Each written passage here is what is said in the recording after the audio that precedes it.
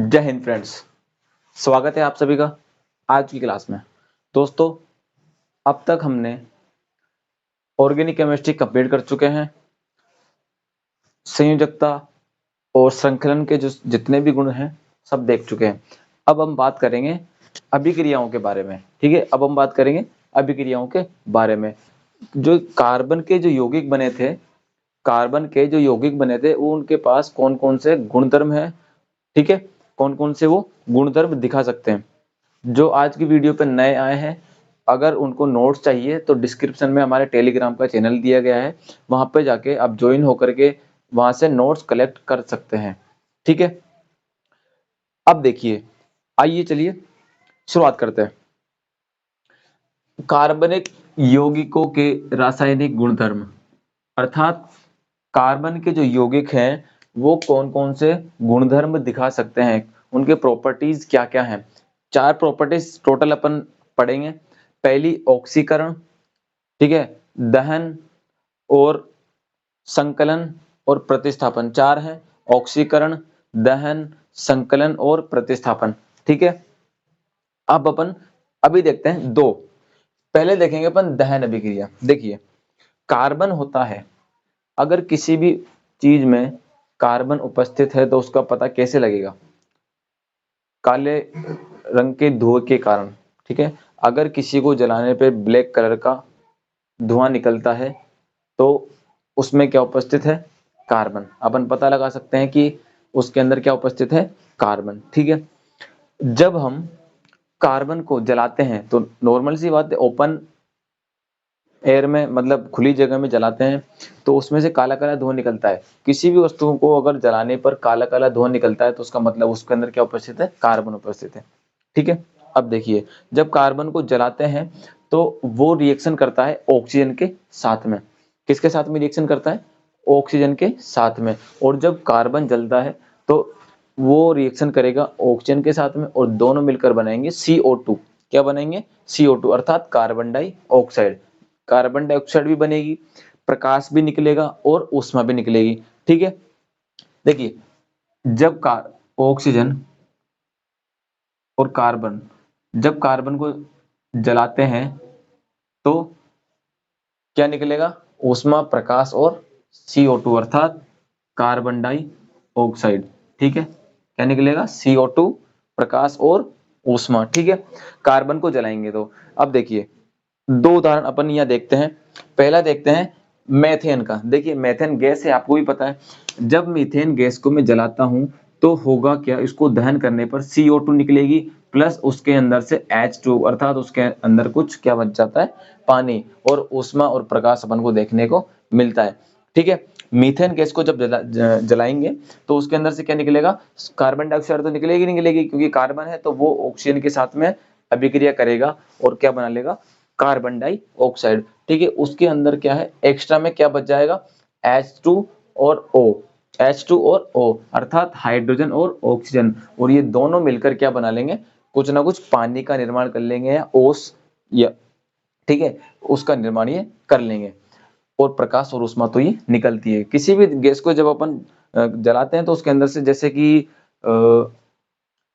आप कोई सी भी, जैसे जो, देखिए मैं बताता हूँ, जो अपने पास में सेंट आता है उसको भी आप छिड़क करके, ठीक है, उसको भी आप छिड़कना, उसको जब आप छिड़कोगे किसी जमीन पर तो उस पे गैस निकलती है और वो गैस ज्वलनशील होती है। ठीक है, वो गैस क्या होती है? ज्वलनशील होती है। लेकिन वो गैस जलती है, वो पानी नहीं जलता। देखिए, जब अपन स्प्रे करेंगे किसी भी सतह पर या हाथ पर आप स्प्रे करोगे तो वहां पानी जमा हो जाता है। क्यों? और वो जो गैस है वो निकल जाती है, क्योंकि कार्बन ऑक्सीजन के साथ अभिक्रिया करता है और हाइड्रोजन और ऑक्सीजन दोनों अभिक्रिया करके सतह पर क्या बना लेते हैं? पानी का निर्माण कर लेते हैं। ठीक है, इस वजह से किसी भी गैस में पानी की मात्रा तो बचेगी ही बचेगी। ठीक है, और बाकी चीज अभिक्रिया करके उड़ जाती है। ठीक है, यहाँ तक क्लियर? तो जब मीथेन गैस को जलाया गया तो क्या बना? ऑक्सीजन के साथ में CO2, कार्बन डाइऑक्साइड। तो ये क्या है? CO2, अर्थात कार्बन डाइऑक्साइड। यह है कार्बन डाइऑक्साइड। ठीक है, अब ये सी, एक और देखते हैं। CH3CH2OH, ठीक है। CH3CH2OH ये है मेथेन, एथेन, OH। अभी ऑर्गेनिक केमिस्ट्री पढ़ी थी, उसके अंदर क्या बताया था, OH होता है एल्कोहल का। OH मतलब एल्कोहल, और एल्कोहल में O लगता है, एल्कोहल में O लगता है, तो कितने carbon, 2 carbon.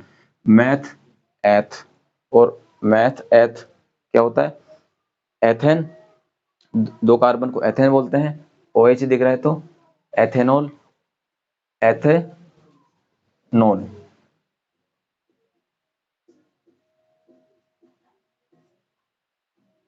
Ethanol plus O2, अर्थात इसको जब अभिक्रिया करवाएंगे ऑक्सीजन के साथ, CO2, H2O और ऊष्मा और प्रकाश, ठीक है।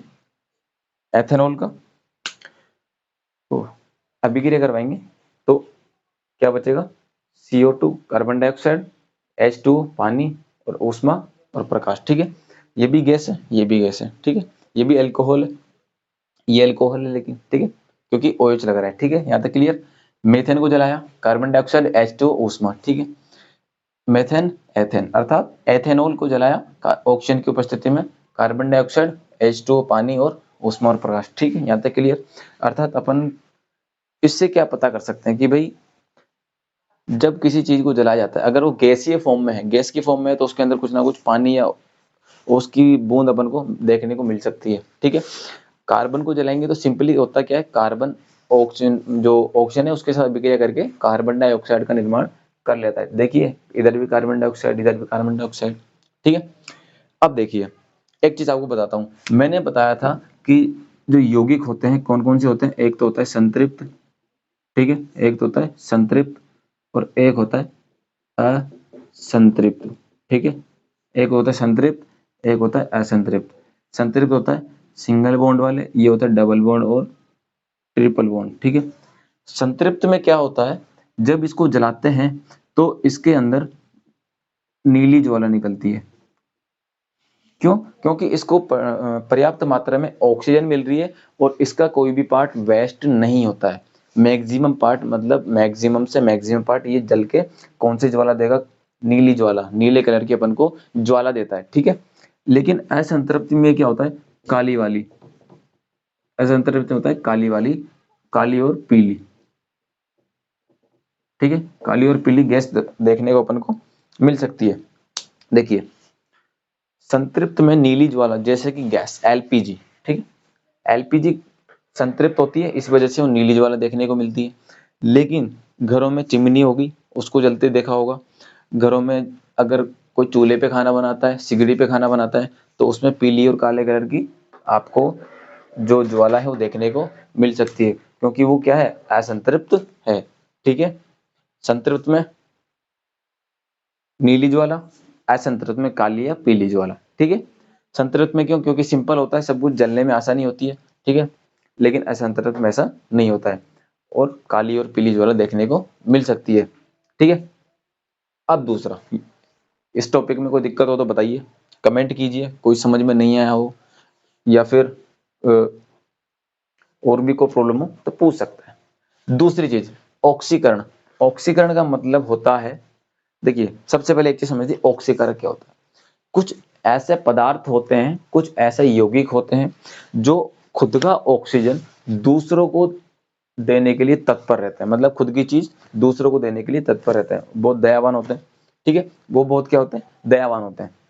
अब वो पदार्थ, ठीक है, वो पदार्थ जो खुद का ऑक्सीजन दूसरों को दे सकते हैं उसको अपन बोलते हैं ऑक्सीकारक। उन पदार्थों को, देने वाले पदार्थों को ऑक्सीकारक, और जो ले रहा है ऑक्सीजन उसको अपन बोलते हैं ऑक्सीकरण, उसको अपन बोलते हैं ऑक्सीकरण। कौन सी प्रक्रिया हो रही है, ऑक्सीकरण प्रक्रिया हो रही है, ठीक है। किसका ऑक्सीकरण हो, उस पदार्थ का जिसने लिया, ठीक है। अब देखिए अन्य पदार्थों को ऑक्सीजन देने की क्षमता हो वो क्या कहलाते हैं, ऑक्सीकारक कहलाते हैं। अब दो हैं, क्षारीय पोटेशियम परमैंगनेट, अम्लीय पोटेशियम डाइक्रोमेट। दो इसके एग्जाम्पल हैं, पोटेशियम परमैंगनेट और पोटेशियम डाइक्रोमेट, ठीक है। एक उदाहरण मैंने दिया है यहाँ पे, देखिए मेथेन एथेन, वही है, 2 कार्बन है, OH मतलब एल्कोहल, एल्कोहल वाला ग्रुप लग गया। तो ये भी क्या है, एथेनॉल। एथे एथेनॉल की जब अभिक्रिया करवाते हैं, या तो आप क्षारीय वाले KMnO4 पोटेशियम परमैंगनेट के साथ अभिक्रिया करवा लीजिए, या फिर अम्लीय पोटेशियम डाइक्रोमेट के साथ में अभिक्रिया करवा लीजिए। जब आप एथेनॉल की पोटेशियम परमैंगनेट के साथ में अभिक्रिया करवाते हैं और हीट देते हैं, ये क्या है, हीट का निशान है, ताप का निशान ही है, देखिए, तो ताप का निशान ही है। इथेनॉल के जो अब पोटेशियम परमैंगनेट के साथ अभिक्रिया करवाओ, या फिर अम्लीय पोटेशियम डाइक्रोमेट के साथ में अभिक्रिया करवाओ, एक के साथ अभिक्रिया करवाओ, ठीक है, और आप उसको क्या करो, ताप दो, तो आपको क्या मिलेगा, CH3COOH। देखिए COOH मैंने पढ़ाया था, COOH किसका ग्रुप है, प्रकार्यात्मक समूह कौन सा है, ओइक अम्ल का, तो मैथ एथ, तो ये बन जाएगा एथेनोइक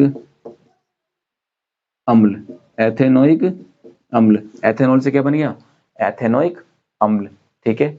ग्रुप समझ में आ रहे हैं, चीजें समझ में आ रही है, कोई दिक्कत नहीं। जो इस वीडियो पे नया है वो पीछे प्लेलिस्ट में जाके पुरानी क्लास देखिए, तब आपको ये ग्रुप वगैरह जो है समझ में आएगा, ठीक है। आगे बढ़ते हैं, या तो आप इसके साथ अभिक्रिया करो या इसके साथ अभिक्रिया करो, दोनों में से एक के साथ अभिक्रिया करवा के आप उसको क्या दोगे, ताप दोगे, तो आपको मिलेगा एथेनोइक अम्ल, ठीक है। यहां तक क्लियर। अब देखिए ऑक्सीकरण समझ में आया।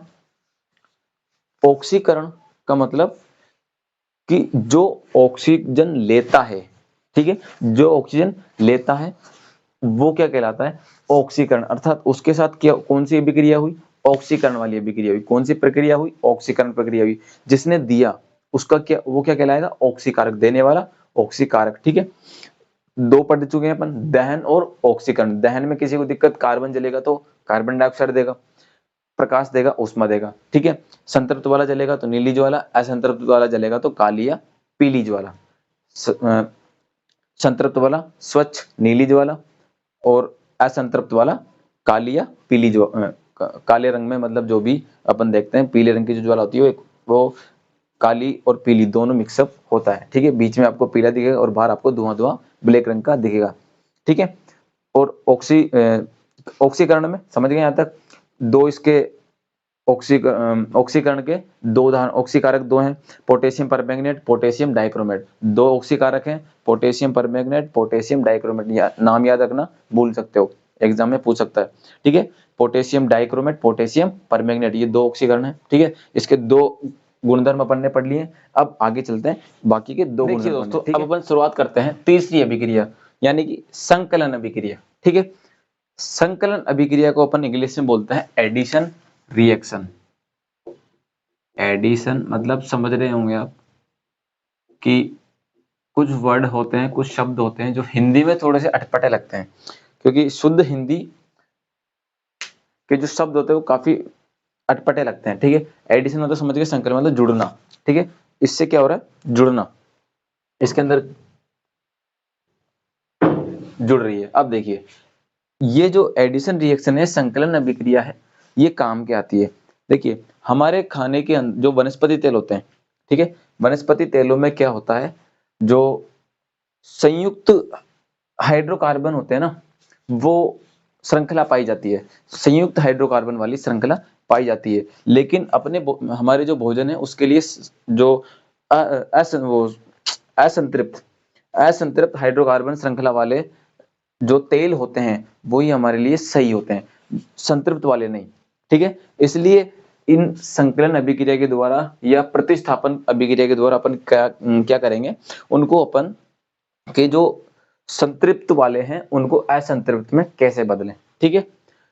संतृप्त वाले हैं उनको असंतृप्त में कैसे बदलें, ठीक है। अब इसके अंदर होगा क्या, देखिए ये पहले से क्या है, असंतृप्त में, लेकिन इसको अपन को बदलना पड़ेगा संतृप्त में। देखिए संकलन में तो क्या होता है, चेंज होता है असंतृप्त से संतृप्त में, ठीक है।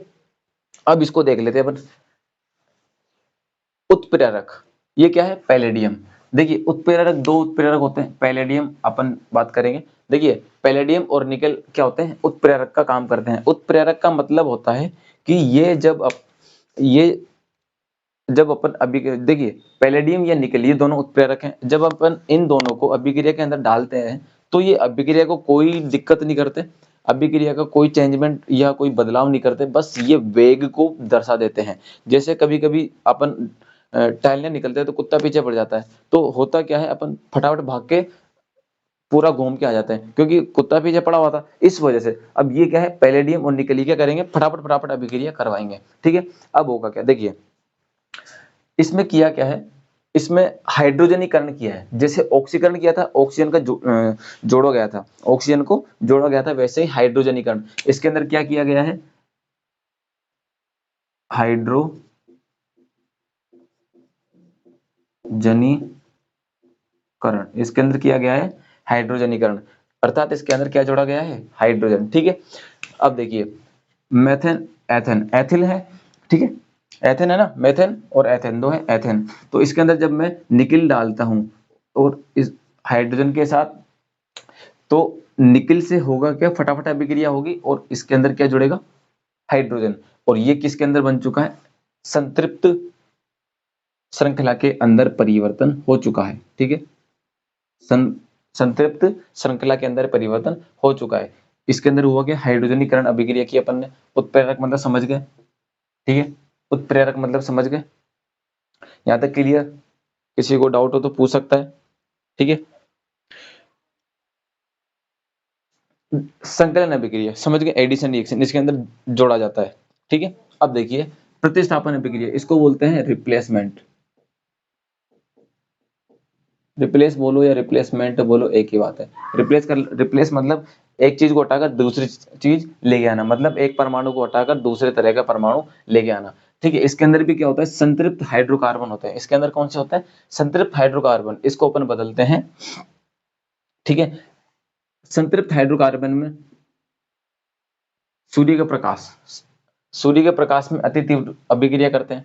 संतृप्त हाइड्रोकार्बन वैसे तो होते हैं अनअभिकृत, मतलब ये बहुत ही धीरे, बहुत ही स्लोली क्या करते हैं, अभिक्रिया करते हैं। लेकिन सूर्य के प्रकाश में अगर इसकी अभिक्रिया करवाएं तो ये फटाफट क्या करेगा, अभिक्रिया करेगा। कौन सी अभिक्रिया करवाएंगे, क्लोरीन का हाइड्रोजन में संकलन करवाएंगे, क्लोरीन का हाइड्रोजन में संकलन करवाएंगे। ठीक है, क्लोरीन का क्या करवाएंगे, हाइड्रोजन में संकलन। ठीक है, अब देखिए कैसे, क्लोरीन का एक एक करके हाइड्रोजन के परमाणुओं का प्रतिस्थापन करना क्या कहलाता है, प्रतिस्थापन अभिक्रिया कहलाती है। ठीक है, क्लोरीन का एक एक करके हाइड्रोजन के परमाणुओं का प्रतिस्थापन, मतलब क्लोरीन को हटा के एक बार में एक क्लोरीन हटेगा, दूसरी बार में दूसरा क्लोरीन हटेगा, तो क्लोरीन हटाकर धीरे धीरे क्या जोड़ रहे हैं अपन, हाइड्रोजन। और इसी को अपन क्या बोलते हैं, इसी को अपन बोलते हैं संकलन अभिक्रिया। अर्थात क्लोरीन का एक एक करके हाइड्रोजन के परमाणु का प्रतिस्थापन, मतलब क्लोरीन जो है, क्लोरीन को अपन क्या करेंगे, धीरे धीरे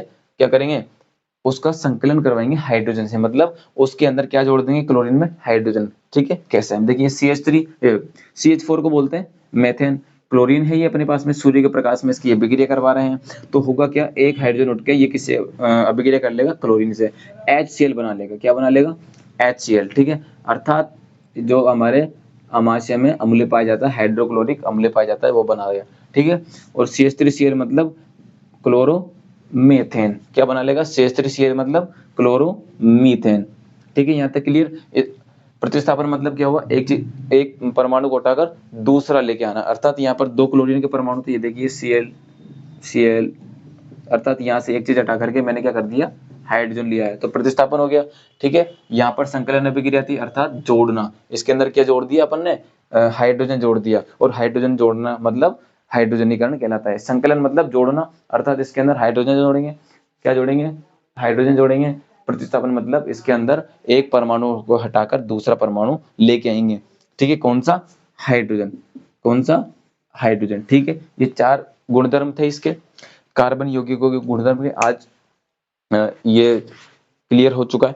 ठीक है, अब अपन पढ़ेंगे आगे, नेक्स्ट क्लास में अपन पढ़ेंगे कि एथेनॉल और एथेनोइक अम्ल, दो आपके बताए गए हैं, एथेनॉल और एथेनोइक अम्ल, इनके गुणधर्म, इनकी अभिक्रिया के बारे में पढ़ेंगे। फिर अपने पास बचता है मिसेल और साबुन, मिसेल और अपमार्जक, साबुन और अपमार्जक। ठीक है, ज्यादा बड़े टॉपिक नहीं है, इजी टॉपिक है, इसके अंदर किसी को डाउट हो तो पूछ सकता है। ठीक है, अब मिलते हैं अपन नेक्स्ट क्लास में। ठीक है।